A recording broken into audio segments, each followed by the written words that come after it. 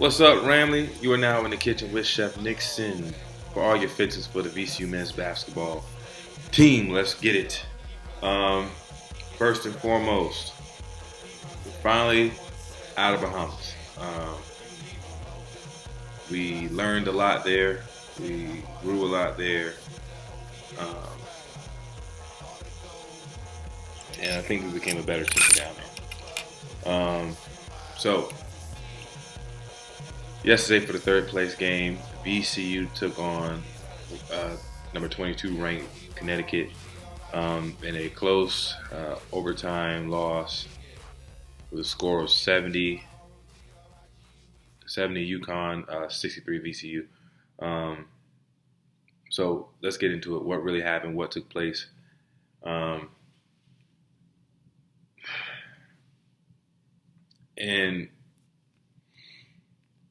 there's a lot I can't say.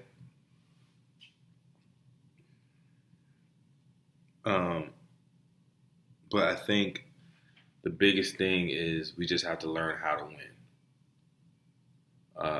Forget the offense as far as scoring. Our defense is covering up for that.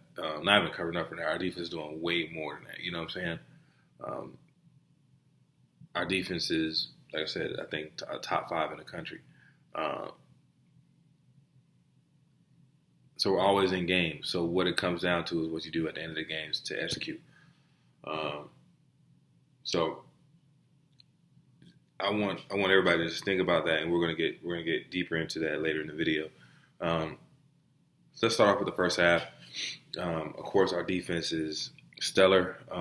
Our mentality is to the point now where even commentators who aren't really for us, who have bias against us, can't help but acknowledge how our defense is and how stingy it is and how aggressive it is and how tough it is, how tough we as VCU players are. But of course, some of that gets overlooked because our offensive inefficiencies. And even with that, I do feel as if we are making strides. I feel like we got slightly better offensively while down there in Bahamas, but it's still some stuff that we just need to continue to work on. For instance, our inconsistency at finishing at the rim. I know Curry had a few layups that he missed. Our bigs had a couple that they missed as well. And Curry, I can understand he's going there amongst the trees for contested layups. But if he wants to take the next step in this game, he's going to have to learn how or practice on finishing through that. Sometimes he would get fouled, still making an and-one, because it's to the point where you can get there all the time, make it count. You're able. His athleticism allows him to get to places on the floor and explode to the rim. But in my opinion, I feel like he has to do a better job at consistently finishing at the rim. Another thing, Deloach. I love to see Deloach growing, and I call him Bambi Legs. Not as any type of insult, but just I can see that he's going to be a stud in the future. But he's just so raw right now on the offensive end. But you can see that the talent's there. And speaking of potential, I have to I in the previous videos I mentioned Hassan, and I think that he's a really good player, really talented player. As far as being able to run the floor, as far as his leaping ability, blocking shots, like his timing, his rebounding at times. But and I'm just gonna get all the negatives that I took away from the game out first. Then we're gonna get into some positive stuff. Hassan is really struggling with, I feel like finding a comfort or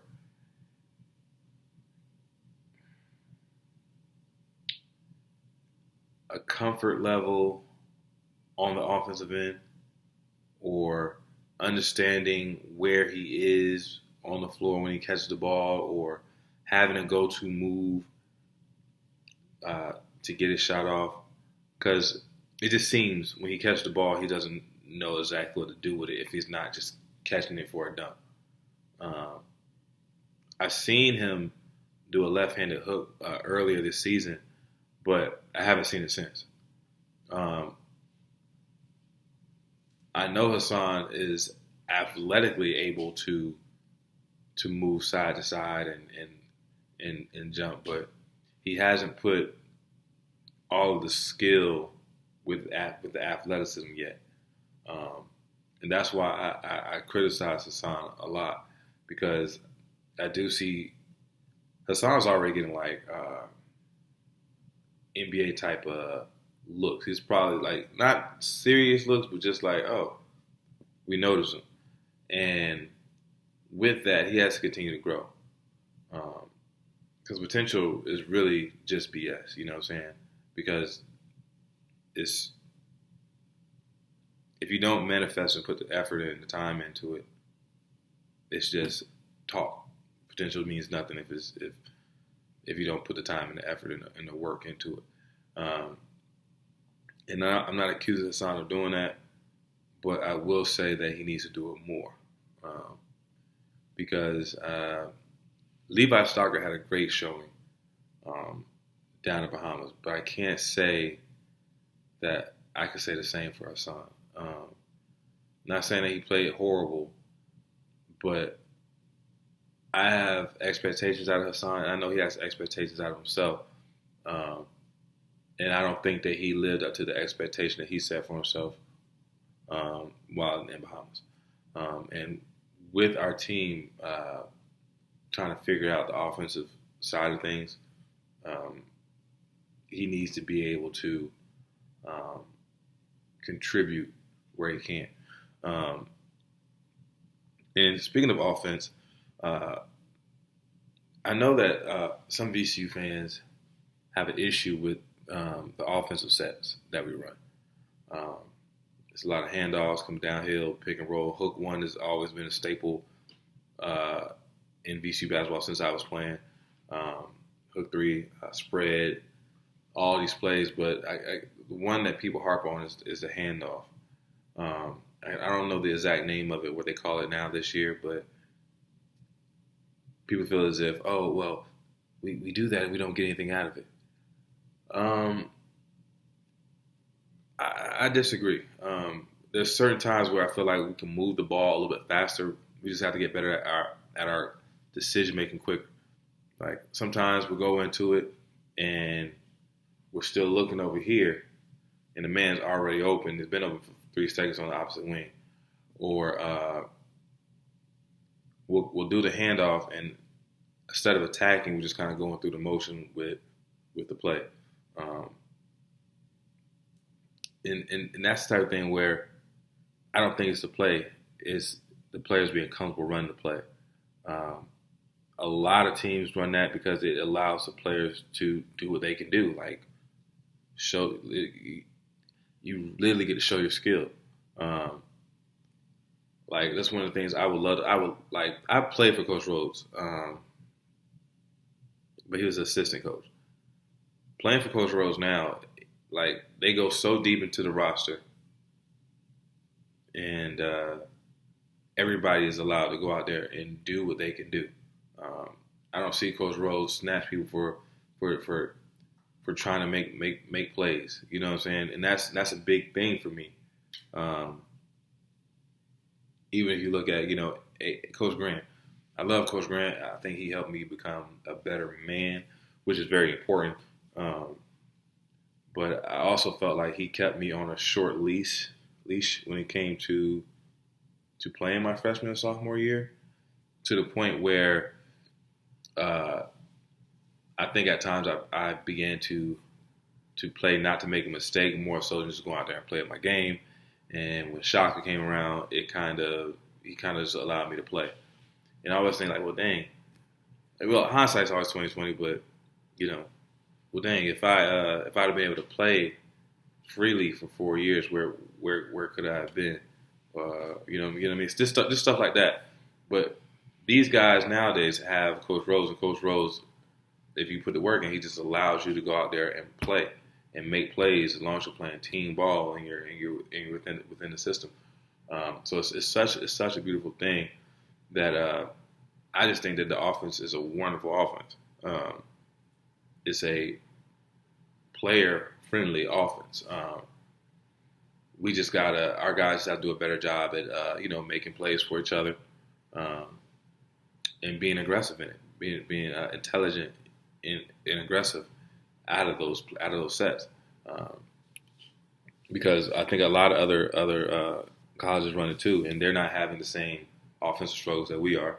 So it's something that our players just have to really get comfortable with and learn where they can get in and make plays, and what time, and what should they be looking for.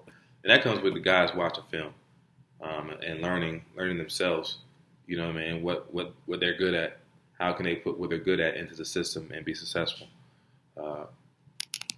So I think overall our offense is going to be fine.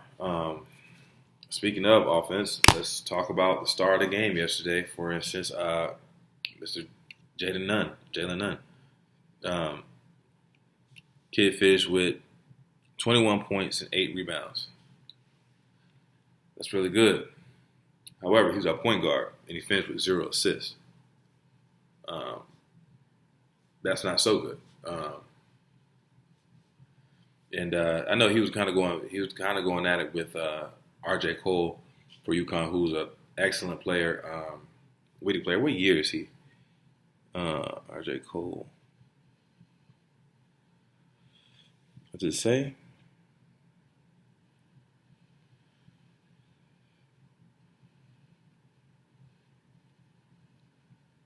Oh, he's a graduate student. Oh, an older player.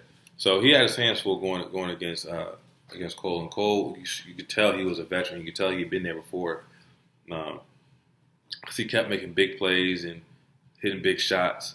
So it was a lot of pressure on Nunn to perform. And like I said, I've been calling for him to get more shots. And you see he can produce. However, still as a point guard, producing and getting your teammates involved is something you have to mesh together.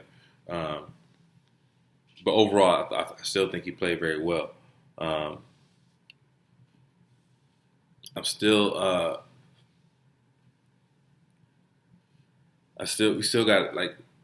have to get better at our decision making, right? And now we can start. I promise we'll get to the good stuff. But for instance, Hassan with the foul at the end of the half, there's no need for that. If he hits a 3/4 court shot, which you run up beside him with somebody on the other side of him too, that's just a tough shot. That's just a tough shot. You don't foul right there, right? You can run beside him with your hands up, but you don't reach over and foul. That costs you. Another thing. Well, you know what? We'll wait on that. So let's get to the second half. Levi Stockard loves Bahamas. I don't know if we have to try to get the gym as a tropical, put a palm tree in there or something, get some coconuts. I don't know, but whatever was going on in Bahamas, Levi Stockard was all the way for it. I think this is the best I've seen him play in the VCU uniform in this stretch. He showed so much versatility of being able to put the ball on the floor, score right hand, score left hand, to pass the ball out, the 15-footer. He needs to be a bigger part of the offense. And we talked about the post entry and stuff, but I think we did a better job yesterday. And I want to commend him on really putting his best foot forward down there. I mean, you look at it, Levi was going to get some really big cats down there this tournament. He was going against some really big cats, and he held his own offensively and defensively. So, Stalker, much love to you. Vince. Vince in this game was so instrumental.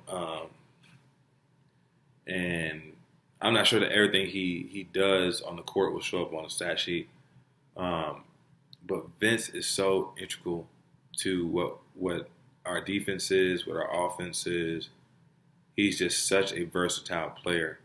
And I, from what I see, he's becoming such a better leader.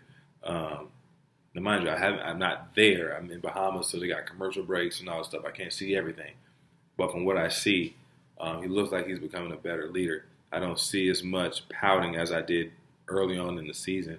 But I see him playing his tail off, running hard, blocking shots, taking charges, getting assists, hitting big shots, everything. He's literally doing everything out on the court.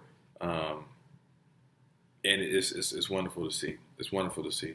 And I know things are going to get so much easier for him once we get H back. Which makes me think, I wonder, is Vince going to stay another year? 2 of the years, he missed basically 2 years going to a tournament because of COVID.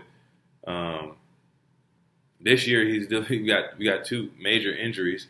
I wonder if he really wants to stay another year or not.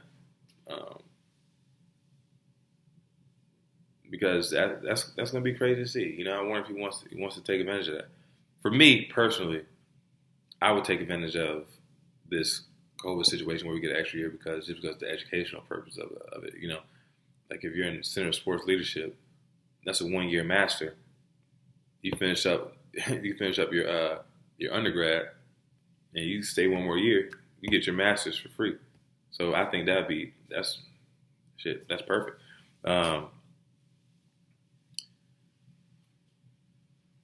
Okay, one thing I didn't know what happened on this. What happened? Maybe you guys can leave a comment or something.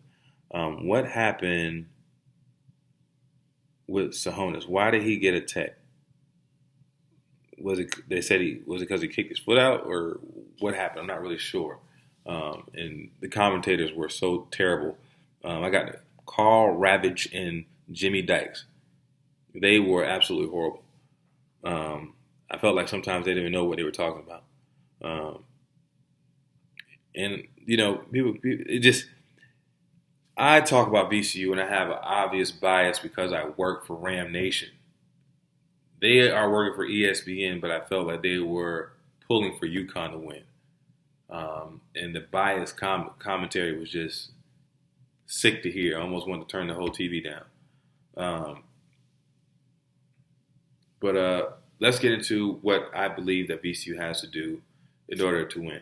Because the good thing is I was right. The bad thing is I was right. The good thing being that this team is very good. Our defense is going to keep us in every game. The bad thing is we're going to have a lot of heartbreak and a lot of ups and downs because we're so young and inexperienced. But here's the thing. We're going to be in every game. So what do we have to do down the stretch? 1, take care of the ball. 2, rebound. 3, hit free throws. And if you look at the games that we lost this season, we struggled to do those 3 things down the stretch. I've been saying, like, whenever we need to make 2 free throws, we always go 1 for 2. There's been times where we'll come down and we'll have a set ready and we take an ill-advised shot or we turn the ball over. And in my eyes, an ill-advised shot, if it's a miss, that's just as good as a turnover. So those 3 things come with experience. Those three things come with coaches preaching on it, which I already know they are. But we have to improve on those things in order to change these games from close losses to wins. Because I truly believe we could have beat Baylor. I truly believe we should have beat UConn, right? Truly, wholeheartedly. But we just have to do those three things. Rebound, take care of the ball, hit our free throws. Let's look at our free throw count. Look at stats. All right. Free throws. UConn was 23 for 28, shooting 82.1%. We were 14 for 24, shooting 58.3%. 10 points. We lost by 7. I will say this. We did do better take care of the ball. We had 18 or 19 turnovers last game. We had 14 this game, which was good. Again, we turned over our opponent 22 times. 22 times. Our defense is stellar. I'm so proud of how we're defending. I'm so proud. Like, collectively, we look like some monsters, some dogs, and I love it. I love it. And with that, I really can't complain about the offense. The offense is just something that, it's going to have to come. It's going to come when it comes. But free throws, rebounding, and taking care of the ball, that's stuff that we can do if we can't score or not. If we can't actually get buckets, we can get to the free throw line, because I feel like our guys are capable of making shots. We just have to lock in and do it. You know what I mean? We have to lock in and do it. From Nunn all the way to Hassan, I've seen these guys go to the free throw line with confidence and knock it down before. They just need to lock in and do it. Take care of the ball. That comes with experience. You know what I'm saying? Don't force anything if it's not there. And you got to know time and possession, right? Just knowing what time and possession of the game is. But yeah, so I really think we got a really good chance of being really good this year. I think by the time mid-season comes, or even by the time for tournament time, we're gonna be some beasts. You know what I'm saying? As long as we continue to work towards what we got to work towards. So I will say this: this is something that concerns me. I love Josh Banks, but I notice he's not getting a lot of take right now. That concerns me. Has anybody else noticed that? Just something to keep your eye on. Well, that's all I got for y'all today. So until next time, peace.